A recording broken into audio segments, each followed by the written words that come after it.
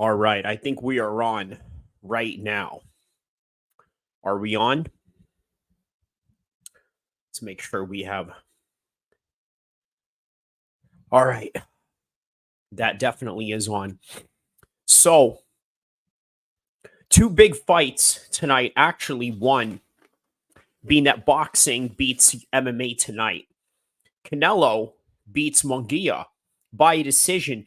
Now, it was a typical Canelo fight. And what exactly do I mean by a typical Canelo fight? Well, he stood business as usual, kept jabbing him, went to the body, hit him with some body shots as well if he could, but even got hit a few times himself, only for him to come and recover and knock down Munguia on the fourth round. And then that was a game changer from there.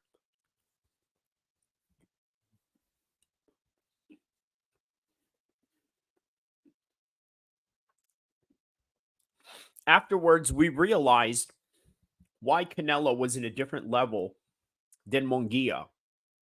Now, for those of you that believed in Canelo Alvarez going into this fight, congratulations, because you were right all along. And everything that we really thought of Canelo is correct all along. Really, if you had rooted for Munguia tonight, can you humbly now understand why a lot of these Canelo supporters are the way that they are? Is it because of their, let's say, regional ties to Canelo? That could be a factor, 100%. But the other factor is also the technical side of boxing. Being the fact that this guy can maneuver himself in and out. Not only that, fight in the inside as well as the outside, fight the jab game, the long game, the range game, while also fighting in the inside. And he did all that tonight and proved it.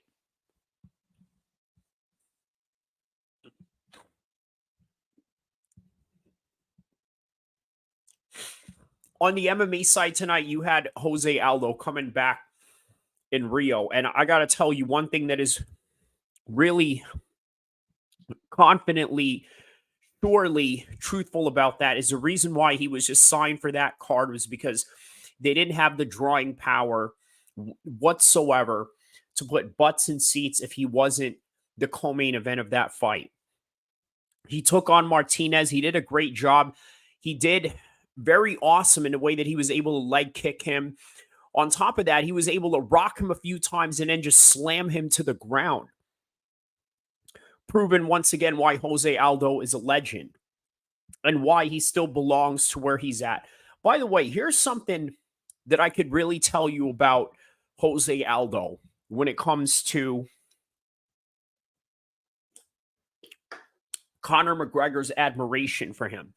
And you're probably wondering, wow, what sort of admiration would Conor McGregor have for Jose Aldo? Didn't he knock him out in 13 seconds? Yes, you're 100% correct. But that also really begs the question, why does Conor McGregor really respect him? And part of that is Conor McGregor's own legacy that he wants to respect himself. You see, you can never underestimate or undervalue your opponent or your rival because it makes you look bad as well. But if you uplift them, make them look good, prop them up as a legend, what you do to them also magnifies your legendary status even more. And this is the reason why Conor McGregor has so much respect for Jose Aldo. This is something that you really cannot forget. This is a reality. With Michael Bisping, you got to understand something too, right? He bigs up George St. Pierre.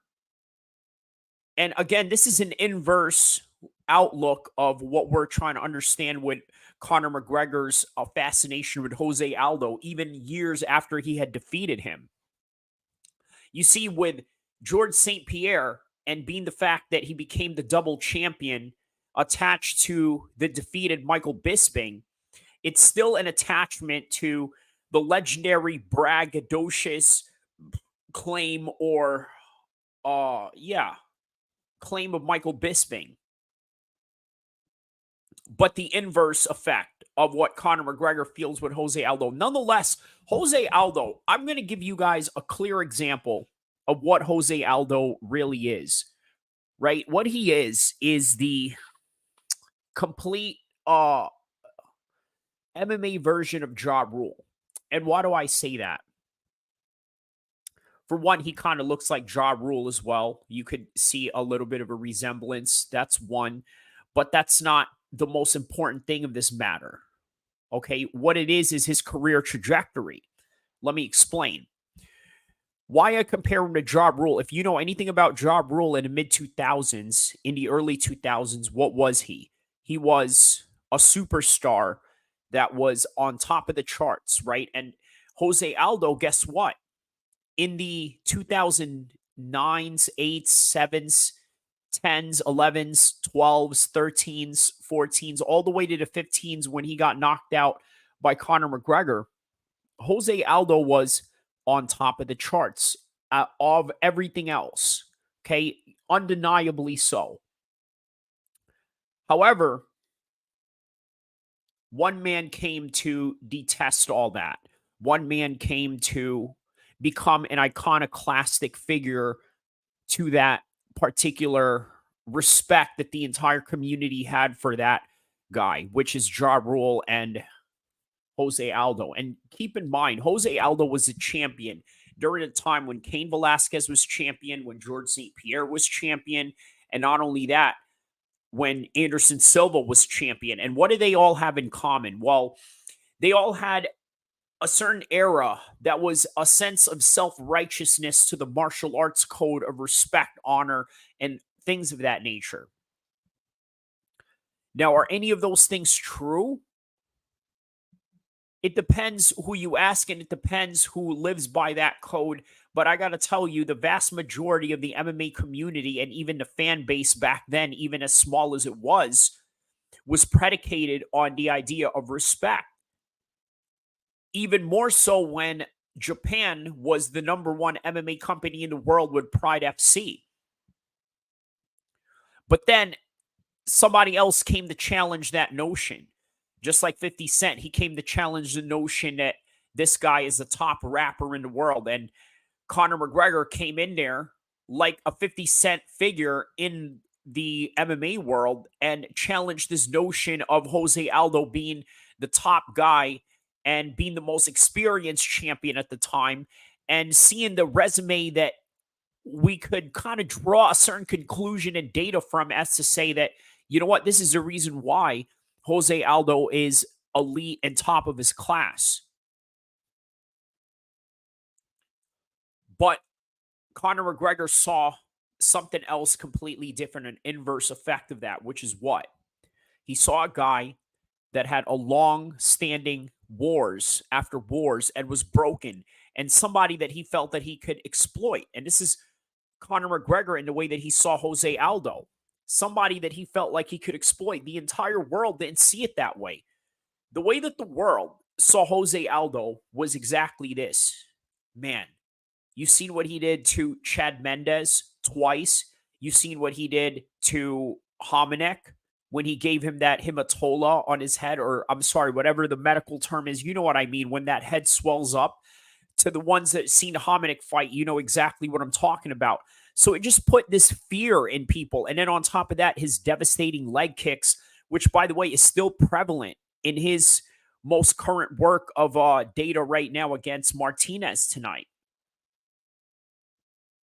But prior to that, Jose Aldo was the most feared champion. And in here came Conor McGregor to challenge that notion with the years that he's put in. Not only was it not helpful, a lot of people thought it was helpful, but Conor McGregor saw it as a detriment to how he was broken and how he could exploit that. But the rest of the world saw Jose Aldo as this feared figure in MMA at the time, up until Conor McGregor went and did something about it. Okay, so that is why you will see Conor McGregor praise Jose Aldo to the highest order, because that 13-second knockout really means something to the legacy of Conor McGregor. It cemented him. You want proof of how that cemented Conor McGregor's career. When he fought Nate Diaz, his back was against the wall, and I'm talking about the rematch. When they went into the rematch, he said in the weigh-ins, no, I'm sorry, not the weigh-ins, the open workouts, he said, I'm not here for my legacy. My legacy already cemented. So what does he mean by when he said that his legacy is cemented? He means that he got a knockout from Jose Aldo in 13 seconds, and it wouldn't matter if he was to lose to Nate Diaz twice. He said this during the open workouts of the Nate Diaz rematch. So he didn't care. So understand that. Understand that's the level of trajectory that he's at right now.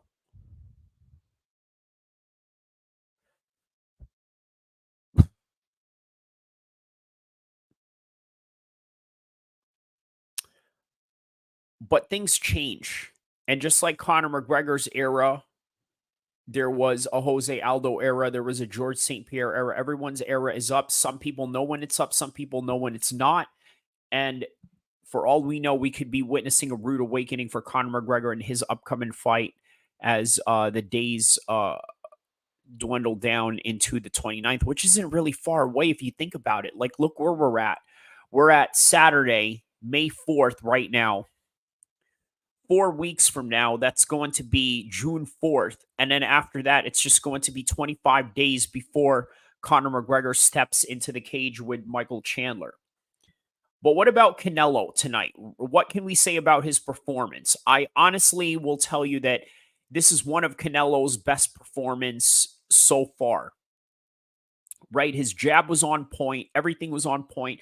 By the way, let's give the props to everybody that was fighting tonight, right? Let's do all the UFC rundown, and then we'll get to Canelo first and foremost, right? Obviously, with the Pantoja and the Steve Erzeg fight, the one thing that really won this one for Pantoja was the takedowns. 9 out of 19 takedowns was the attempt, which means that he was really pushing a fast pace in this one, right? Just right from the start, he pushed a fast pace on him, just like Paul Craig earlier tonight.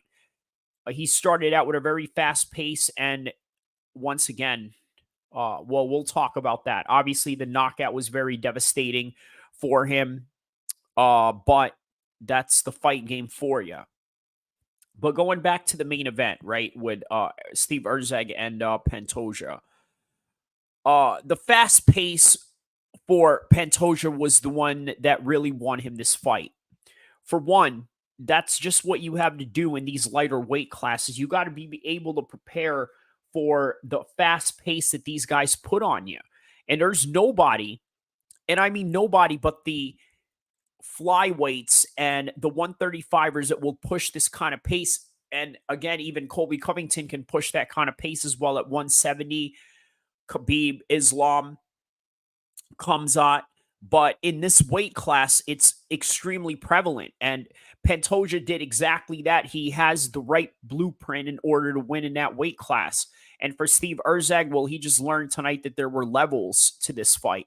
The Jose Aldo fight, we were talking about Jose Aldo's resume and his mystique back in the early 2010s and his rivalry with Conor McGregor and what he means for him. Tonight, he got one takedown from the one time that he rocked, a few times that he rocked Martinez, capitalized on it, shot a takedown on him, slammed him to the ground, pounded him, worked his way in his jiu-jitsu techniques that he was working on, getting inside control, getting in full mount. On top of that, just getting some ground time and cage time. On top of that, just showing the boxing skills that he was able to display during his outside of UFC events that he was able to partake in, and then comes in here as sort of the co-headline of the show. Let's just be honest, right? The main attraction of the entire card. The guy that brought the people that spent, like, let's say $6,000 for the front row seats. That's what Jose Aldo was put here for. But not only that, he proved that he still belongs, because you got to understand, Jonathan Martinez is an active fighter in this particular weight class. And mind you, this was at bantamweight. Speaking of some of the older heads, how about Anthony Smith, right? Submission. As soon as Vitor made that one mistake, he was able to catch that guillotine, and right there, Vitor was out and had to tap. A submission win from Michel Pereira. Obviously, a little bit of a controversy in between that fight. Caio Borrell against Paul Craig. That was a good fight as well. TKO, knockout. I mean, it was vicious. Paul Craig did a very good job in the very beginning of the fight, engaging with the grappling. It just wasn't enough. A finish. Jack Shore gets a TKO finish. I mean, it was really devastating. The leg kicks that he was taking from Brito, one after another. And then all of a sudden, his legs busted up. What could you do? So as a result, the referee had to stop it, and that was that. Carolina versus Isman. Lucindo. 2 takedowns from Lucindo. Gets ground time. On top of that, the significant strikes were on her side. The volume was on her side. The significant strikes was a higher percentage on her side. Wins that by a decision. Elvis Brenner versus Maitek Orabai. Gets that one by a decision. Still an impressive record at 13-1-1. Elvis Brenner goes back to the drawing board. Joaquin Silva versus Dricus Close. Dricus Close gets a decision in this one. Really shot in the majority of the takedowns. 7 attempts, none were successful whatsoever. But the percentage and the pacing of Drakkar Klose, I mean, this was a very close fight, to be quite honest with you. I'm very surprised that they were able to give this to Drakkar Klose. There was one submission attempt by Joaquin Silva in this fight. But again, it's all in the subjective nature of the judges. That's just what you get in your early prelims of the night. Dino Barbosa gets a decision over Ernesta. How about this devastating knockout by Mauricio Ruffi against Jamie Malarkey? Ismael Bonfim, decision against Vince Pichel. Alexandro Costa gets a TKO finish out of Kevin Borjas just by those devastating leg kicks. Again, leg kicks really win fights, and that's something a lot of people really can't take for granted whatsoever. You've seen it in the early fights with Costa. You've seen it with the fights with Jack Shore and Brito. You've even seen it with the Jose Aldo fight.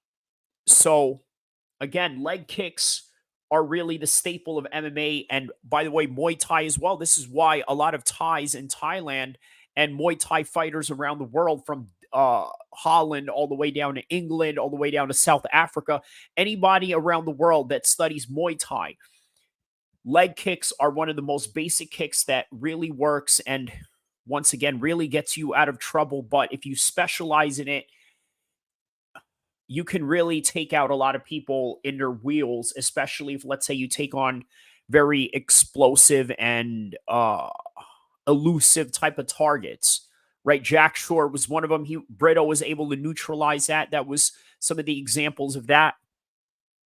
But going back to the Canelo fight, right? What is next for him? Is David Benavidez next? Now, obviously, David Benavidez is busy. Some of the latest news right now, I believe Arthur Beterbiev is out of the fight against Bivol. I don't know how true that is. I hope that's not true. Maybe there are going to be other developments with that. But right now, I'm not going to be surprised if that is one thing that, let's say, they are canceling right now due to an injury. I mean, obviously, look, Arthur Beterbiev trains very hard. You know, these Chechen guys, especially Khamzat, Islam, Khabib, everybody in that particular part of the world, no matter if they fight in boxing, MMA, sambo, world level wrestling, amateur boxing, whatever type of discipline, Muay Thai, on top of that, all these guys, they train very hard, and it wouldn't be out of the possible realms of realities that Arthur Beterbiev hurt himself, but I hope he gets back up on the floor from that and recovers from his injuries, and we can see a great fight like this.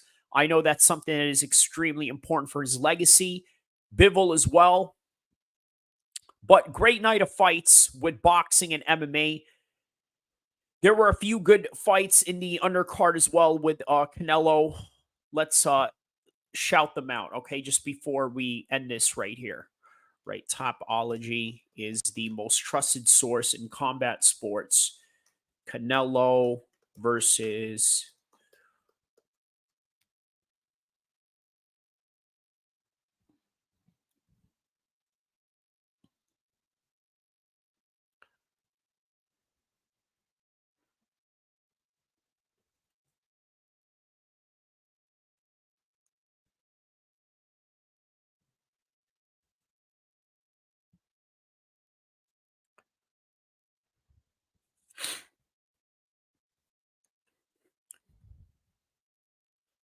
so in the co-main event, we had Mario Barrios taking on Fabian Maidana. And that was a decision win for Mario Barrios. Brandon Figueroa taking on Jesse Magdaleno. That's a 9th round stoppage with a body shot by Brandon Figueroa. Imiantas Stationis takes on Gabriel Maestre. Iliamans gets a decision win on that one with the 12th round decision. Vito Melenek Jr. gets a 10th round decision win over Ronald Cruz. William Skoll gets a decision over Sean Hemphill. Jesse Ramos gets a 9th round TKO win over Johan Gonzalez. David Piasco takes on David Vasquez. 4th round TKO out of the 8th round. They were scheduled to go 8 rounds. Julian Bridges, decision win over Jabin Cholet. Adrian Torres gets a unanimous decision win over Arsen Bagashoian. And the first fight of the night was Lawrence King with a decision win over Anthony Holloway. That went to a 6-round decision. That right there was the full card of the entire Canelo card up until we got up to Canelo's fight. So the 4th round, I got to tell you, rewind a little bit, give you guys a bit of a recap. That was what really surprised me. At first, I thought, you know what? Munguia has a chance here. There's a possibility he may be able to get this. And then, lo and behold, he gets knocked down in the 4th round. And I just felt from that point on that Canelo was just going to cruise control. See, this is something that I think a lot of people really have to understand about these legendary boxers like Canelo and somebody like, let's say, even Jose Aldo, for that matter, right? And it is, you know what? This is a great way to segue this, considering they are the thumbnail to this particular topic and content at hand. And being that they were the 2 main stars of tonight's fights, let's just be honest. It was Canelo, and then it was Jose Aldo, and then that was that. That's just something we have to understand and live by, right? They were the 2 main stars of tonight, because even though the championship for the 125 Undisputed was a really awesome fight, fast pace in the way that Pantoja put, it was still, nonetheless, a lackluster fight compared to the other fights that were going on tonight. That's just being honest. So, shout outs to Canelo, because even with 60 some odd fights in his career, he still looks fresh. And he also shows what it is that you can do with this level amount of experience that you have under your belt. because what he did tonight was beyond, let's say, attributes. Because let's be honest, Jamie Munguia had the height advantage. What happened tonight was beyond, let's say, uh, fast twitches or youth, because guess what? Jamie Munguia had that advantage. Everything tonight was beyond, let's say, just athletic ability, because at any God given day, Jamie Munguia would be able to do whatever he wanted with Canelo in any particular, let's say, combine number of races, right? Whether it would be sprinting or, let's say, vertical jumps or things of that nature. On any given day, Jamie Munguia would have been able to beat Canelo at any of those things.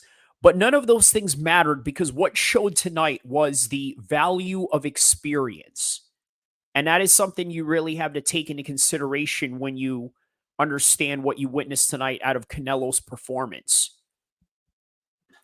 Let's see if we have any post-fight interviews that they have. Obviously, they will and they should. But let's see if we can react to them live right now, because I like doing that, reacting to the live press conferences that they have going on. Let me see here.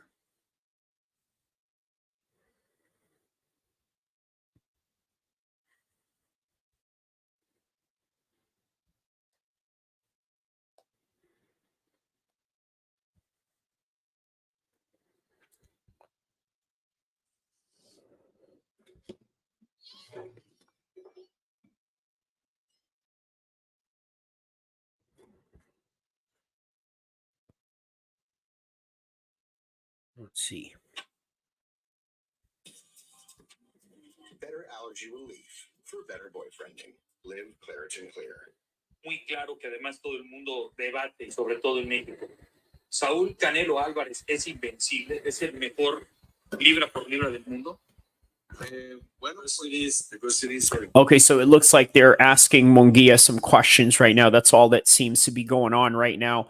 So yeah, guys, I recapped a little bit of everything that had happened tonight, all the UFC fights, all the fights that were even in the prelims with Canelo. Obviously, I didn't break all of them down, but I did break down the performance of Canelo tonight, broke down the performance of Jose Aldo, along with his career and his historic rise to where he was at now, in his devastating downfall during his Conor McGregor era.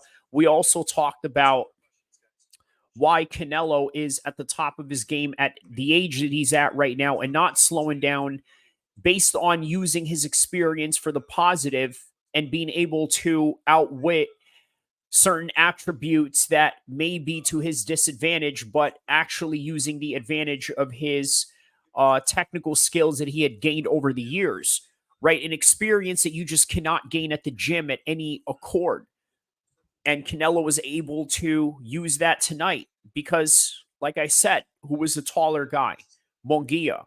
Who was the faster twitch guy? Obviously, you could say that if it was Munguia being the younger guy. And you know what? Here's another thing you got to understand too, right?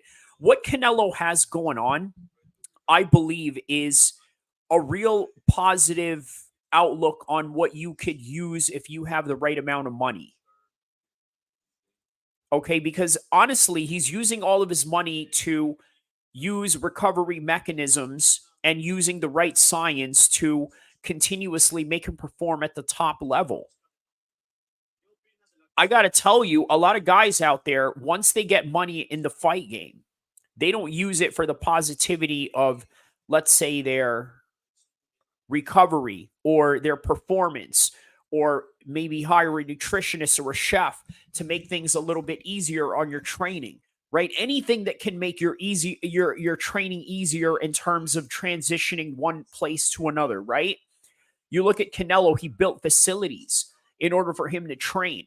A boxing ring. He has his trainer. He flies in different guys from around the world. He's got a sparring partner from Poland. He uses his money for the correct and most valuable things that are essential to his training. You look at Conor McGregor, what does he do? He's calling out Ryan Garcia to come spar with him at his gym. Sean O'Malley, on top of that, saying that he's going to fly him in and put him in a hotel, and we're going to settle it like men for whatever reason. And you know what? That's great. You want to settle it like men, but you got a fight coming up. You got to ask yourself, how is Ryan Garcia and his style going to help you with Michael Chandler? How will Sean O'Malley sparring with him, a guy who, by the way, is very identical to your style, going to help you with Michael Chandler? So explain that to me. How is Conor McGregor sparring Sean O'Malley or Ryan Garcia going to help him with Michael Chandler? Again, waste of resources to his improvement, but not Canelo. This is the reason why Canelo is at the top of his game right now. And you could say that about anybody across all combat sports, whether that would be MMA, whether that would be boxing, or you could even say that with both if you're talking about Holly Holmes, who was able to do both, among other people who cross over into two different sports as well. So right now, they just got done talking to Jamie Munguia in the post-fight press conference, and Jamie Munguia is now leaving the stage as we speak. So let's see if we can react while Canelo is here, and then we'll go from there. All right, they said stay tuned. He said that he will be coming soon, so all of that will remain to be seen. So once again, who many of you right now did not believe in Canelo Alvarez tonight? Me personally, I didn't believe in him. We always think about this idea of changing of the guard, right?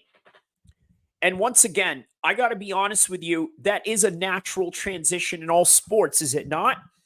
Is it not a natural transition in all sports to deal with, let's say, natural progression, being able to pass down, let's say, the torch or whatever it is, that this imaginary thing that people always talk about, oh, the torch or the crown or something to that extent, right? Whatever it is that whoever is fighting for in these imaginary titles, like what's going on in the world of rap right now, right? You ask yourself, well, they're doing this for the title of the king of rap, or is there even such a title? Again, it's still a natural idea that most of us human beings want to see progression, right? So in other words, out with the old and in with the new. This is what we really thought about Canelo going into this Munguia fight, especially for those of you that thought that Canelo Alvarez was going to lose this fight tonight. What he proved was that experience works. Experience will trump over youth and natural attributes, which, once again, Jamie Munguia has with the several things that I had just mentioned earlier. And Canelo was able to overcome that through experience. And as a result, Canelo Alvarez remains on top at the 168 division. At the same time, I also think that Canelo now understands his true limits and potential. What do I mean by that? Canelo Alvarez is Mr. Dare to be Great. And what is so great about Canelo Alvarez? I got to tell you this, right? He dares to be great. He went up against Kovalev. Okay, I understand Andre Ward damaged Kovalev at a certain point, and at that time, he was just completely exposed. But man, going up against Bivol was a real big risk. Real big risk, but he dared to be great. And you know what? We knew his limits. He can compete at 175, but he's not the best 175er, because that title obviously remains with either Bivol or Arthur Beterbiev. Bottom line. But what we do know about Canelo Alvarez is that nobody can mess with him at 155, at 160, 168. That's his division. That's what we learned. And it's important that we learn that. It's important that he learned that. Tonight, we learned that. We learned that not even Jaime Munguia, a guy who was 43-0 going into this fight, now 43-1, there was no way that he was going to beat Canelo Alvarez. even with the losses that Canelo Alvarez had experienced. And then you look at his losses in hindsight, his 1 or 2 draws. The one draw that he had was in the regional scene in Mexico in his younger days. The other one was with Triple G. The 2 losses, not bad names. Mayweather, not bad. Bivol, not bad, depending on how he would have done against Arthur Beterbiev. Although, unfortunately, now that Arthur Beterbiev and Bivol fight is canceled, and I hope that's just a rumor. But if you know anything different, please write on the comment section below and let me know. But also, don't forget to like and subscribe while we also go over all these wild fiascos that are going on in the world of boxing and MMA. So I was telling you guys in my previous videos that you could see on the live and on the video section that May is going to be the month of boxing and June is going to be the month of MMA and in particular the UFC. So now we've seen the first half or the first quarter of that particular month in Jaime Munguia and Canelo. What was the result? Canelo, we knew his limits. He's the best 168er in the world. He can't go at 175. On top of that, next week you have Kambosos and Lomachenko, 2 former world champions, which I believe is a 50-50 fight. And by the way, a fight that Kambosos can win. Right now, in hindsight, it just seems like another fight night in boxing. But mark my words, there's a great possibility that Kambosos could win that fight against Lomachenko. And you never know. There is a great possibility that that is a reality. Will it happen? We don't know. But that's the beauty of combat sports is, guess what? It's a theater of the unknown. But there's plausible reasons to believe that Kambosos can win that fight.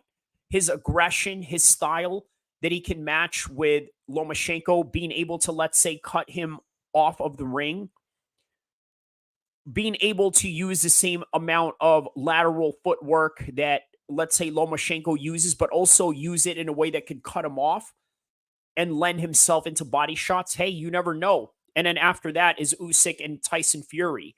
Undisputed championship fight. Month of May, boxing, UFC is going to be June. June 1st, you've seen the promos already. Islam Makhachev, Dustin Poirier. Co-main event, Strickland against Costa. And then you got Khamzat and Whitaker, Saudi Arabia card. And then at the end of that, you have Conor McGregor and Michael Chandler. So a great week, a great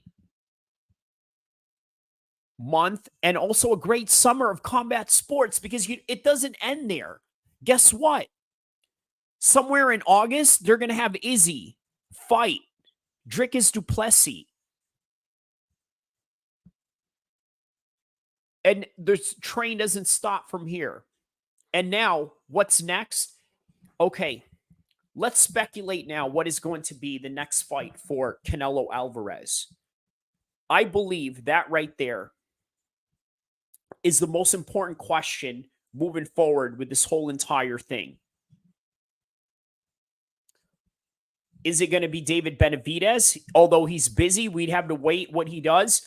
But this is what Canelo Alvarez does. He puts himself in these particular positions in boxing and in these particular fights where now we've seen him, let's say, take out a boogeyman. Because let's be honest, Jaime Munguia was a boogeyman going into this fight. Right now, you're not thinking that right now because in hindsight, you're like, psh, look at Jaime Munguia. He got knocked down in the 4th round. How is he a boogeyman? It was Canelo Alvarez tonight that humanized him. Okay?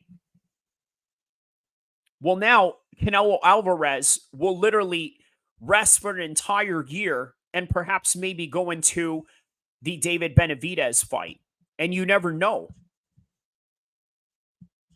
Although there is a September card that Canelo always fills up. It's either September or May. Those are the 2 months that you know for sure Canelo is going to fight. And then if he's strap season searching in between those, he's going to have some fights in between that.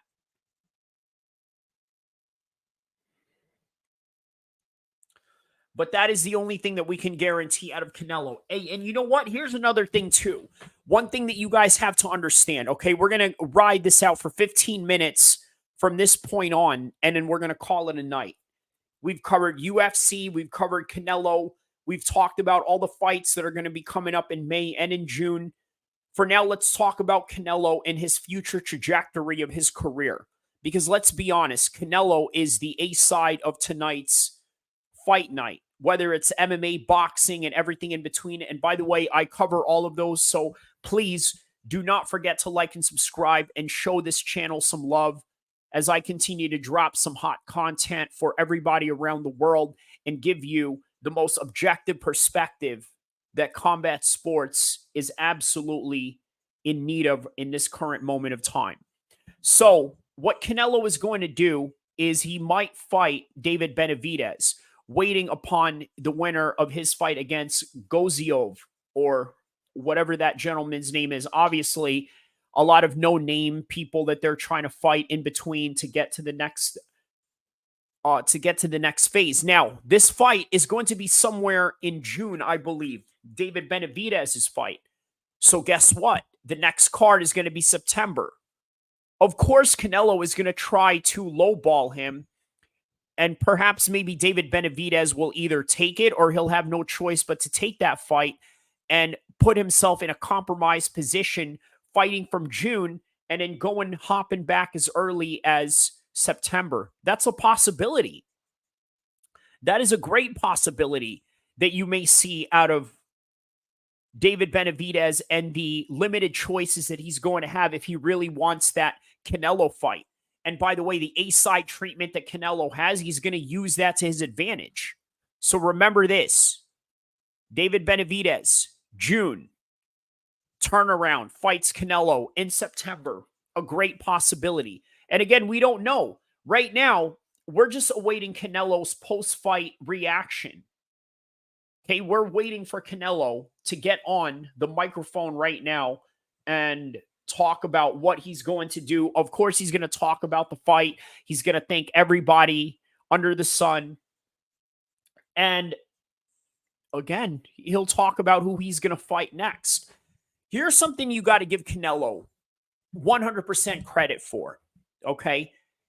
His consistency. Canelo has remained consistent in the challenges that he makes.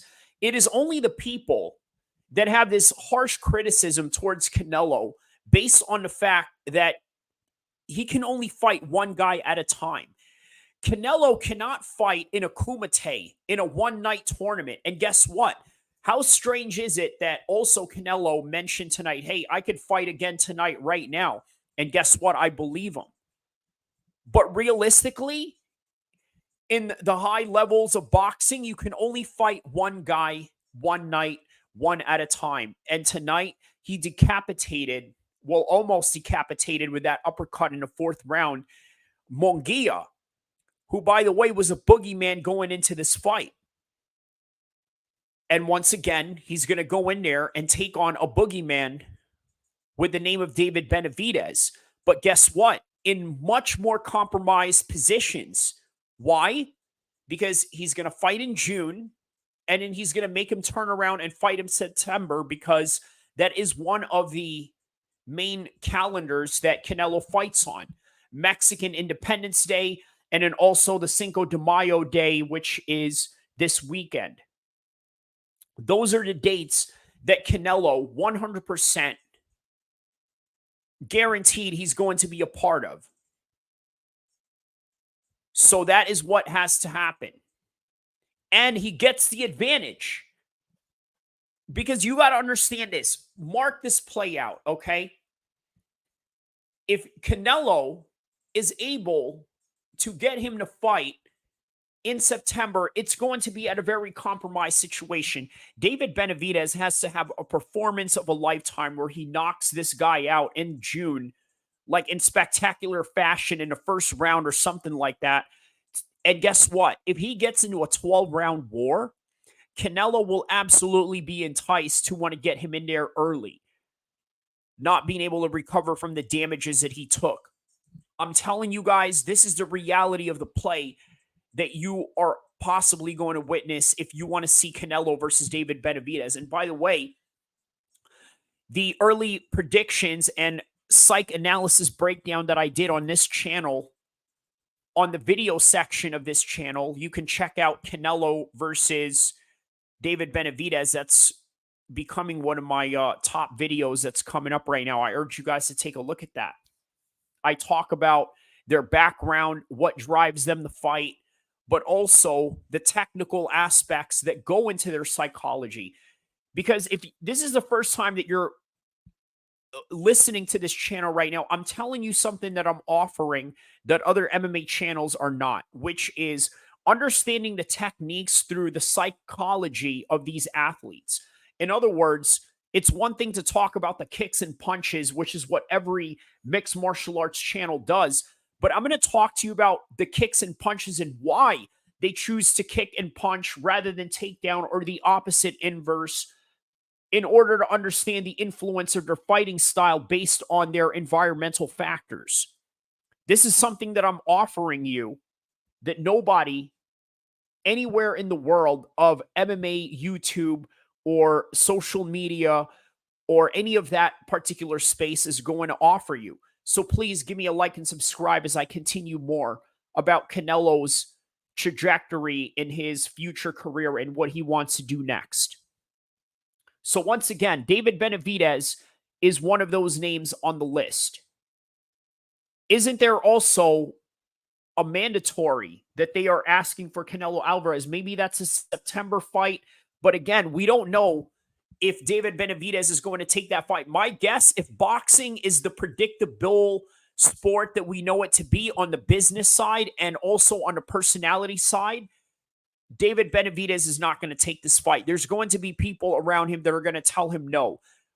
Again, you never know. There are people in his particular camp that may take the hyper macho route and say, you know what, let's just go balls to the wall and see if we can beat Canelo, even with the war that we just got on to June. And again, we don't know what his particular fight is going to look like in his next coming fight. Okay, let's take a look at David Benavidez's next fight.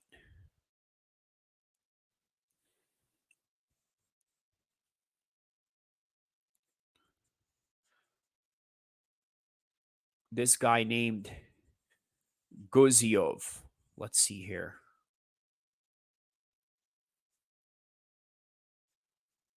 Hold on just a second here. David Benavidez.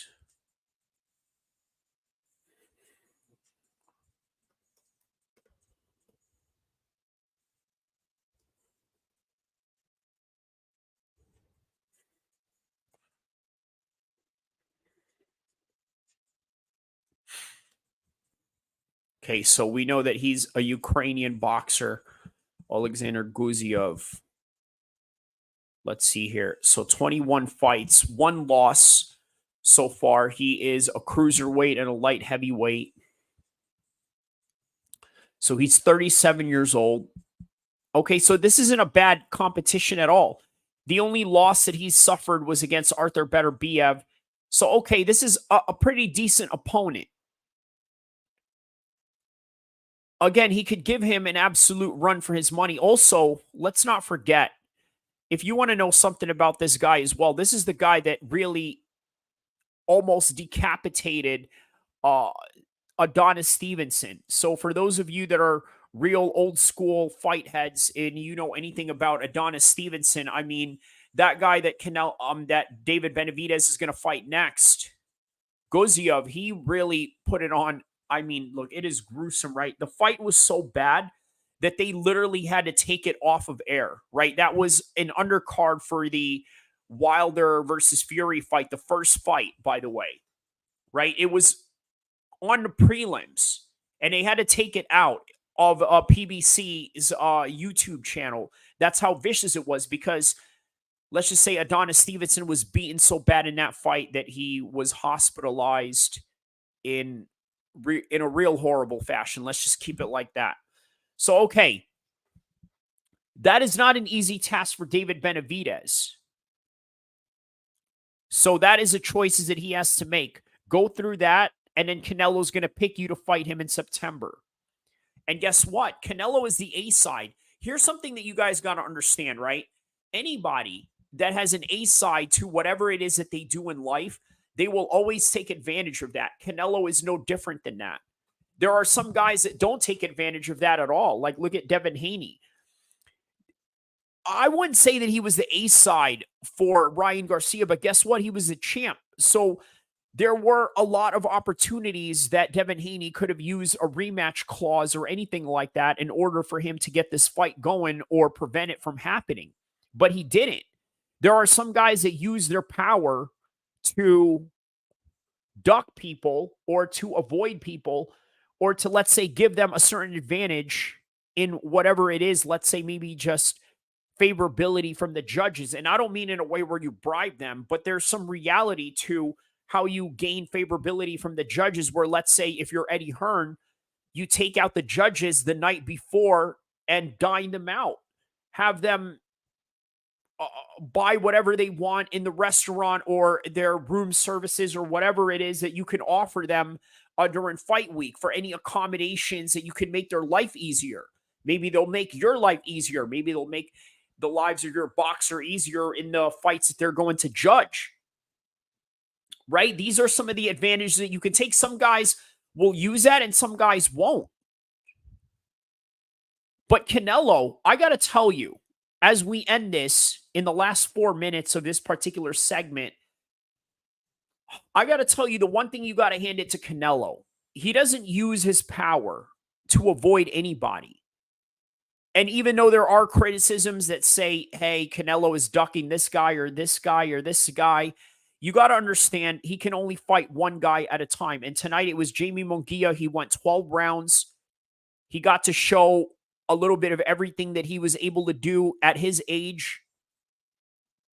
But more importantly, understand this. He never used it to duck anybody. He never used it to dehydrate anyone, although I at least can't remember. But if you remember, let me know in the comment section below. I don't remember Canelo draining anybody for that particular way that, let's say, Tank Davis did for Ryan Garcia. But I also don't remember Canelo not taking on Triple G, even if a lot of people would say, oh, well, he was too old for that time, not taking on Mayweather.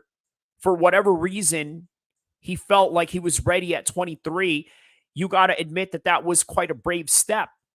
And not only that, a very lucrative one at that, because he was already in high demand by the time he was 21, 23 years old when he was ready to fight Mayweather. Already in high demand. But still took on that risk. So this is a guy that you can't call a coward no matter what, no matter how you turn it.